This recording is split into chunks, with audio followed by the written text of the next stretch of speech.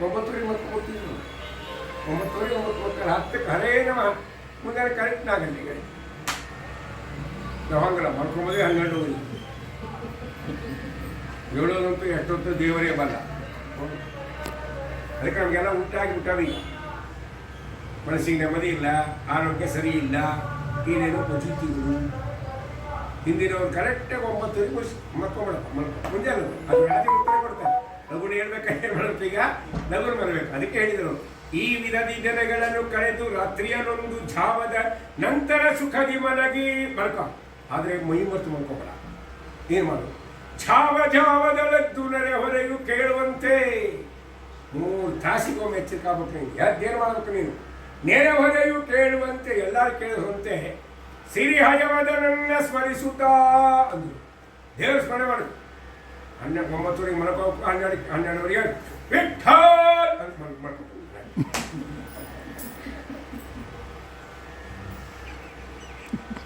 ಮತ್3 ವಿಠ್ಠಲ್ ಬೆಂಗಳೂರಾಗ ನಮ್ಮ ಫ್ರೆಂಡ್ ಇದ್ದ ಸತ್ಯಧರ್ಮಗಳು.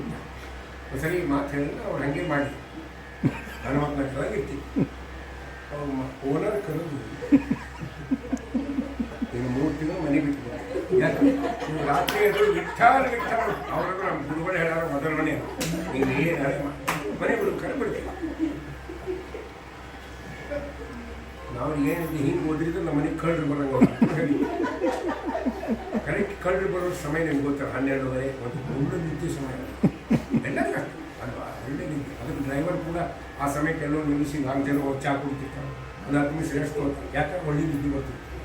ಅದು ಬಿಟ್ಟರೆ ಮತ್ತೆ 3:30 4ಕ್ಕೆ ಒಳ್ಳೆ ಎಳೀತದೆ. ಅವಾಗೇ ಕಳ್ರು ಮೊದಲೇ ಅವ್ರು 3 ತಿಂಗಳು ಮನೆಗೆ ಅವಶ್ಯ ಕೊಡ್ತೀವಿ. ನಮ್ಮ ಗುರುಗಳು ಹೇಳೋ ಮೊದಲವನೇ ನಾವು ಎಲ್ಲಿಗೂ ಅವರು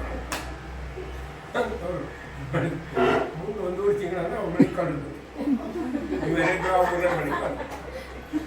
ಬರೀ 2 ಸಲ ಹೋದ್ರೆ ಓಡೋರು. ಅವ್ರಿಗೆ ಗೊತ್ತಾಗ ಅವರಂದ್ರು ನೀವು ಎಷ್ಟು ದಿವಸ ಬೇಕು 10 ದಿವಸ ಇರ್ರಿ ದಿನ ಒಂದರಿಂದ ಅಂತಾರಲ್ಲ. ಎಷ್ಟು ಸುಂದರವಾದ ಮತ. ಜಾವದೊಳೆದ್ದು ನೆರೆಹೊರೆಯು ಕೇಳುವಂತೆ ಪಾವನ ಚರಿತ ಶ್ರೀ ಹಯವದನನ್ನ ಸ್ಮರಿಸುತ್ತಾ ದಿನಗಳನ್ನು ಕಳೆಯುವ ಜನರೇ ಸುಜನರು. ಇದನ್ನು ನೀವನ್ನ ಕ್ವಶನ್ ಮಾರ್ಕು ಮಾಡ್ಕೋಬಹುದು. ದಿನಗಳನ್ನು ಕಳೆಯುವ ಜನರು ಏಸು ಜನರು. ಈಗಿನ ಮಾತಿಗೆ ಅದು ಅಪ್ಲೈ ಆಗುತ್ತೆ. ಏಸು ಜನರು ಇಲ್ಲ, ಹಿಂದೆ ದಿನಗಳನ್ನು ಕಳೆಯುವ ಜನರೇ ಸುಜನರು ಅಂತ ರಾಜರು ಹೇಳಿದ್ದಾರೆ. ಇದು ಸದಾಚಾರ ಸ್ಮೃತಿಯಲ್ಲಿ ಹೇಳಿದ ಎಲ್ಲ ವಿಷಯಗಳನ್ನು ಕ್ರೋಢೀಕರಿಸಿ ಅದರ ಸಾರಭೂತವನ್ನು ರಾಜರು ನಮಗೆ ತಿಳಿಸಿದ್ದಾರೆ. ಇವೆಲ್ಲ ಅಧಿಕ ಮಾಸ ದಿನ ಶ್ರವಣ ಮಾಡೋದೇ ಭಾಗ್ಯ. ಅಧಿಕದಲ್ಲಿ ಅಧಿಕ ಫಲ, ಇನ್ನು ಮುಂದೆ ಬಿಟ್ಟರೂ ಅಧಿಕ ಫಲ.